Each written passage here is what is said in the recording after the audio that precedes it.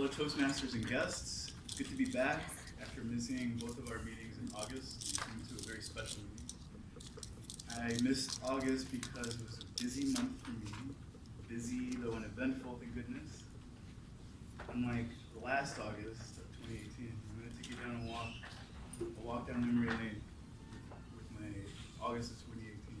See, last year, in August, I was trying to sell furniture and other assorted household goods on an app called OfferUp, meeting strangers in an alley, hoping to walk away with cash in my pocket and hopefully my life, as well as raiding the trash room in my building for boxes. So as you may have guessed, I was getting ready to move. My wife and I were set to close on our first home on Tuesday, August the 28th. We were so excited.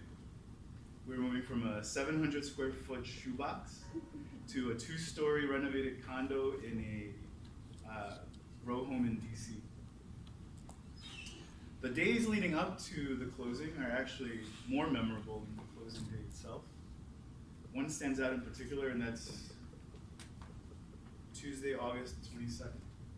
Actually, that was a Wednesday, sorry, because there were only 6 days left to closing. This is important. I remember it well. I was at work, minding my own business, and I got a call around 10 in the morning from my agent, which is unusual because she usually just texts or emails. Hello? I have some bad news. The seller can't close next Tuesday because the seller doesn't have a tax ID and so cannot legally deed you the property. Oh, okay. Is there somebody we should talk to in the city to figure out what's going on, what the holdup is, or when the tax ID is expected? Actually, the seller just applied for the tax ID, so it's going to be 2 to 3 weeks, if not longer.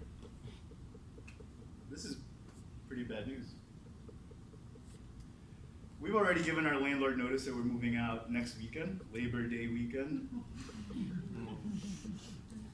Okay, so if we can't close next Tuesday, can we at least move in after the 31st until this gets sorted out? Actually, no, because the seller also doesn't have a certificate of occupancy. More bad news. The seller takes full responsibility for this problem that he created, as he should, and assures us that he'll do everything in his power to make this right.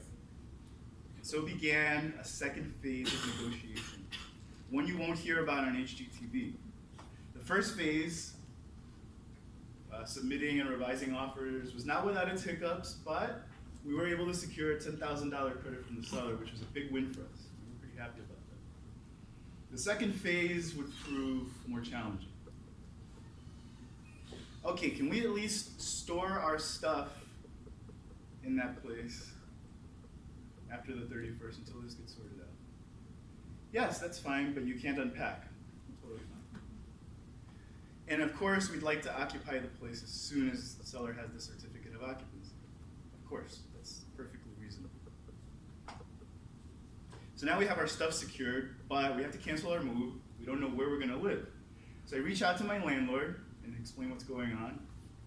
And I ask if it would be possible for us to rent for the month of September, just while this gets sorted out. You'll get the whole month's rent. Hopefully this gets sorted out sooner. But he already has 3 offers in hand, and understandably would rather just rent the apartment now than wait another month. But he does offer me first dibs if I want to re-sign the lease, which I'm grateful for.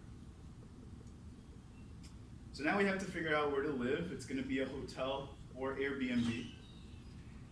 And the seller is going to pay because it's his fault, right? This is where it gets complicated. We have a 90-pound German Shepherd and a cat. Average hotel rates in DC are $200 to $300 a night, not including pet fees and parking. Plus, we're coming up on the Labor Day weekend.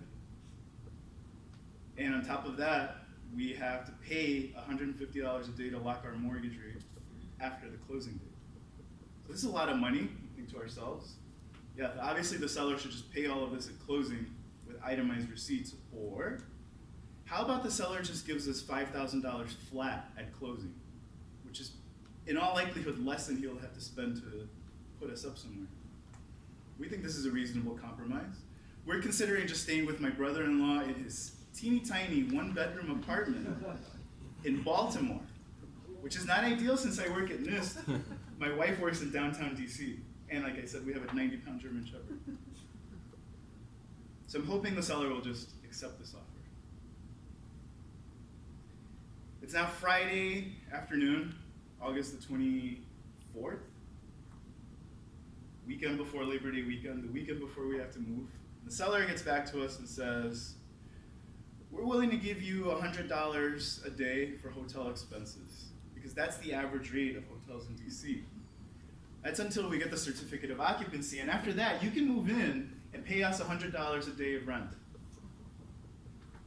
You heard that right. The seller's logic is that if we close on time, we'd be paying our mortgage anyway, so it's the same.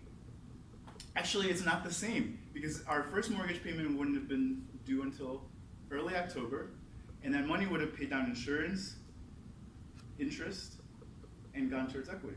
This is not the same at all. We're offended, confused. Obviously, we have to counter because we really want the place, so we sleep on it.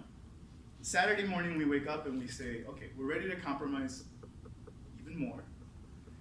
Tell the seller he can just give us a flat $3,000 at closing, because he claims he doesn't have money right now to give us the $5,000, even though we're handing him a big fat check at closing.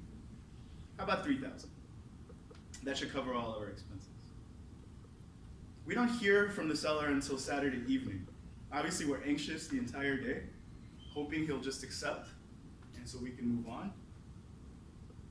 The seller says no, $100 a day is our final offer. At this point, I've lost confidence in the seller as a builder, because from the disclosures, I know how much money you spend on construction, and it's not a lot. So I don't know how many shortcuts he's taken. And this negotiation is giving me a lot of pause. So I tell my agent, the seller has to do better or we walk. The seller thinks he has us over a barrel because we're first-time home buyers, we're in love with the place, we obviously really want it, but he doesn't know that we have an outside option. We can re-sign our lease, and we're willing to. And you can guess what happened. The seller did not do any better, didn't even try, so we walked. We re-signed our lease, and our landlord even lowered our rent.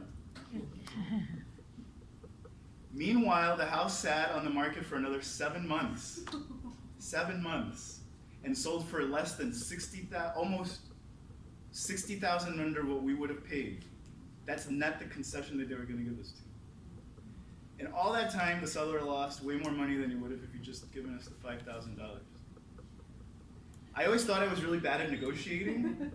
In fact, my wife was the one responsible for securing the $10,000 credit. I was willing to pay what I knew was an inflated price for a house I really loved. And when it came time to negotiate temporary housing, I was willing to compromise way more than I would have until I just had enough. And it turned out to be the best negotiation of my